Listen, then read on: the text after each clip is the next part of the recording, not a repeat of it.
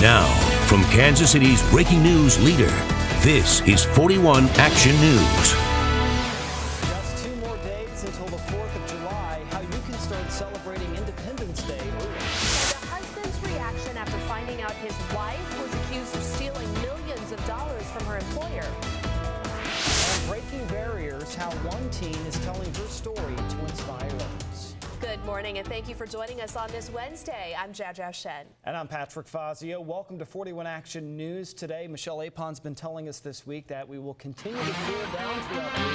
How's it looking for today, Michelle? Well, those temperatures are off to a very cold start. We're actually 5 degrees where the record should be on this day. So you know what? These temperatures are off into the 50s. We have some clear skies, which is helping the temperatures to fall for the next couple of hours. Right now outside, beautiful, and we continue on with clear skies looking at our Hilton President Hotel sky view downtown. These temperatures right now, 58 degrees, and we have a light west wind at 6 miles per hour. Now these temps, again, cool for much of the afternoon. We are going to start to stay in the 50s for the next couple of hours, and then by 7 o'clock, slowly warming into the 60s. We won't get into the 70s until 11, and we'll stay into the 70s for much of the afternoon. That is below average for this time of year. We're going to stay dry, and we are going to have mostly sunny to partly cloudy skies for today. Now, the winds may increase just a little bit during the afternoon, but it will be anywhere between 10 to 20 miles per hour. Coming up, we're going to be talking about some rain in the forecast, and it could impact your weekend plans. Patrick, back to you. All right, Michelle, now to a traffic alert for you. You can expect some delays if you drive on I-635 this morning. North and southbound lanes over State Avenue bridges will be reduced to 1 lane for bridge inspections. Now, there will also be closures from eastbound State Avenue to the northbound I-635 ramp and westbound State Avenue to southbound 635 ramp. Work begins at 9 this morning and it goes until 3 p.m. Today, drivers will need to use alternate routes. Well, as we get closer to the 4th of July celebrations, just a reminder that fireworks are legal in Kansas City, Kansas, but they come with some rules. Starting today, you'll be able to light fireworks between 9 a.m. and 11 p.m., and that lasts through Friday, July 4th. Happening today, a way to beat the heat this summer. The Salvation Army is teaming up with KC Power and Light to give free fans to those in need. About 500 fans will be given out in the parking lot of Metropolitan Missionary Baptist Church. That's at 2310 East Linwood Boulevard in Kansas City, Missouri. Fans will be available from 8 until 10 a.m. or until the supply runs out. This morning, a Northland woman remains under arrest, accused of defrauding her own company out of nearly $3 million. Irene Bruner faces 11 counts of wire and bank fraud, as well as money laundering charges going back 10 years. Prosecutors say she inflated her pay and siphoned money from the sheet metal company where she worked. Her husband spoke exclusively with 41 Action News and said he was never told about this scheme. Well, I know she was controller, and she made a good salary there, but I really never discussed it with her. She was a CPA, and I'm a carpenter. Prosecutors say she spent thousands of dollars on jewelry, spa trips, also used the money to pay off her mortgage. A judge will now sentence the former Jackson County Court Administrator who spent your money for personal shopping. Teresa York will be sentenced 1 week from today. A judge planned to sentence her last week, but then wanted to review the case more.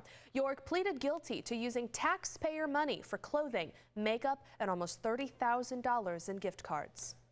Time now is 4:32, and Pleasant Hill Police and the Children's Division of Social Services are investigating a possible inappropriate incident at a daycare.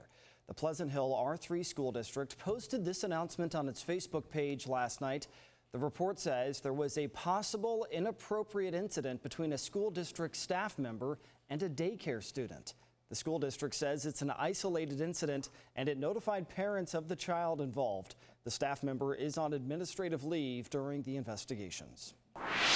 Police in Lawrence want your help finding this man. Take a look here. Officers say Carlton Grass raped someone in downtown Lawrence on June 15th. Investigators believe he is homeless.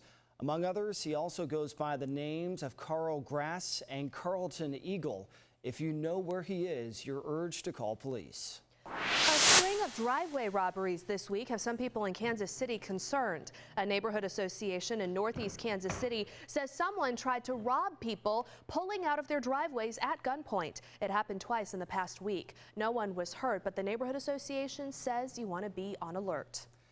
City leaders in Fairway enter the big debate over little free libraries. It's a concept that started in Wisconsin and is now spreading to dozens of lawns in northeast Johnson County. And while some families are able to build their own on their lawns with no issues, others are facing pushback from local regulations. Jenna Hansard found out why some communities won't let some people have one just yet.